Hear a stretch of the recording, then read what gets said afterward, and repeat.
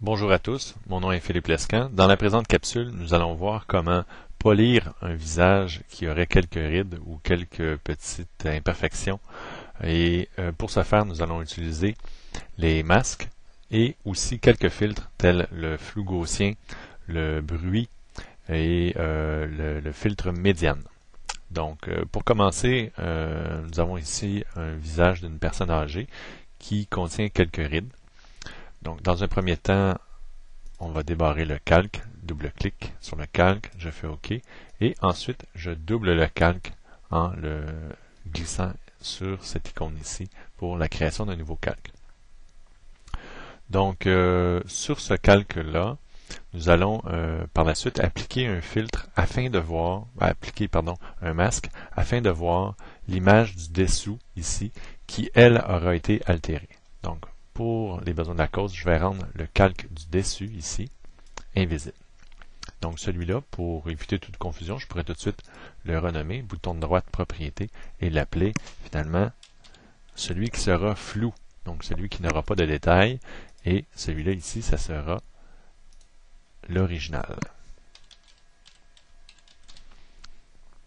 Et voilà. Je rends l'original invisible et je travaille sur le fond qui deviendra flou. Donc, c'est ici qu'on va éliminer finalement toutes les imperfections du visage, mais de manière quand même assez excessive. Et par la suite, on va ramener l'original et on va juste faire des trous dans l'original pour voir les zones où on a fait du polissage, mais quand même garder certains détails au niveau des yeux pour qu'il y ait quand même une certaine expression au niveau des cheveux, parce que si on met du flou au niveau des cheveux, ça va être d'un ridicule incroyable. Bon. Je rends mon calque original invisible et je travaille sur ma couche qui deviendra floue. Dans un premier temps, on va mettre du flou gaussien. C'est sûr que le flou gaussien va varier tout dépendant la résolution de votre image. Dans le cas présent, Blur, Gaussian Blur. Donc, pour ceux qui ont la version française, ça va être flou gaussien. Le flou gaussien, comme vous pouvez le remarquer, a ça de particulier, c'est qu'on peut le paramétrer. Donc présentement, j'ai un flou de 11 pixels, ce qui est quand même relativement gros. Je vais le diminuer pour quand même préserver certains détails. Voilà, donc je pourrais le mettre à, exemple, 2 pixels. Je fais OK. Donc si je compare avec l'original, il y a beaucoup moins de rides, mais aussi beaucoup moins de détails. Dans un deuxième temps, on va venir appliquer un petit bruit, add noise, ou bruit, ajouter du bruit, pour venir recréer un petit peu un grain photographique, ou si vous préférez un petit peu le grain de la peau. Mais pas aussi beau qu'un grain de peau, mais enfin ça va être un peu moins ridicule que d'avoir un gros flou. On peut le mettre monochromatique ou en couleur, c'est comme vous voulez. Personnellement, je préfère monochromatique. Pour ce qui est du pourcentage de bruit, ça va varier. Chose certaine, si jamais vous mettez un bruit quand même relativement élevé, il est possible que vous ayez à mettre un flou médian par la suite. Un bruit médian, pardon. Donc si je regarde ça d'un peu plus près, donc ça quand même amoindrit certains détails. Si je m'en vais maintenant dans Filtre, Médian, le médian que nous allons appliquer sera toujours de 1. C'est préférable de ne pas vraiment aller plus haut que 1. Donc vous voyez, ça vient comme amoindrir mon bruit, arrondir un peu mon bruit, mais quand même donner une apparence de peau. Donc je fais OK. Si je me contrôle moins pour réduire un peu mon image, si je regarde cette image, bon, j'ai perdu beaucoup de détails.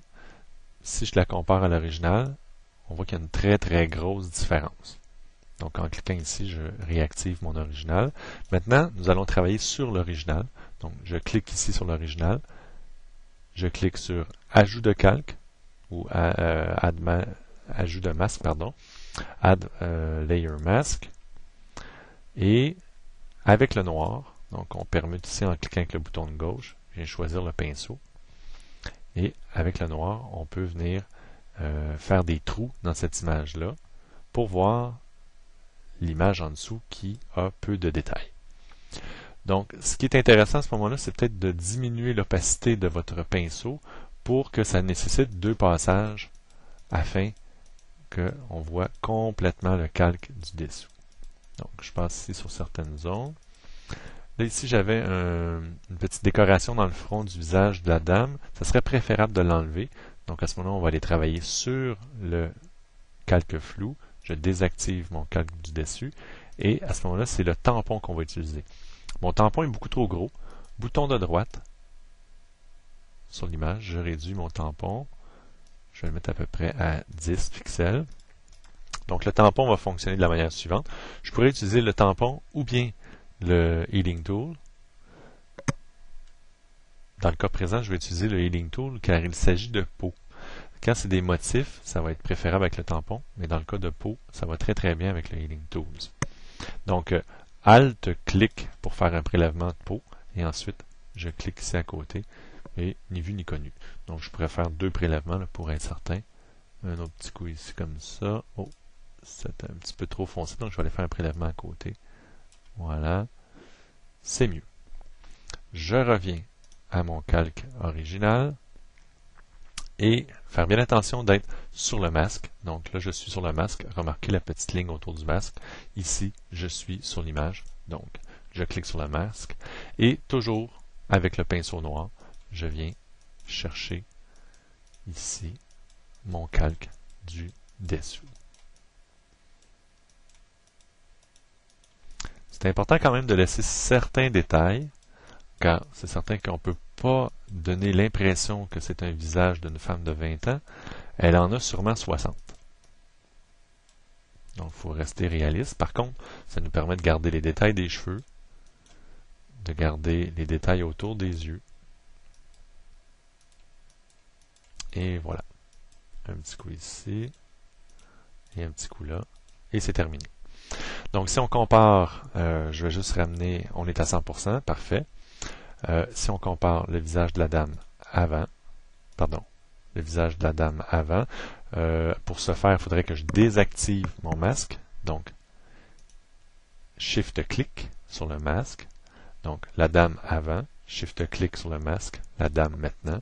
Donc, on l'a rajeuni de quelques années sans trop perdre de réalisme au niveau de la photo. Donc, c'est sûr qu'on pourrait aussi le faire au niveau du cou. Donc, je clique sur mon masque et je viens passer ici légèrement. Voilà, comme ça. Donc, si je compare avant, je vais juste réduire un peu mon image à 50%, exemple, pour qu'on voit une vue d'ensemble. Donc, Shift-clic sur mon masque, avant, après. Donc, c'est ce qui va arriver à la majorité des photos qu'on va voir dans les magazines. Souvent, les gens ont l'air beaucoup plus jeunes que leur âge. C'est qu'il y a eu excusez-moi l'expression, une grosse job de Photoshop. Donc, à vous maintenant de trouver une personne qui aurait quelques rides ou une photo de vous et d'appliquer cette technique-là pour amoindrir certains petits défauts d'un visage. Bonne chance!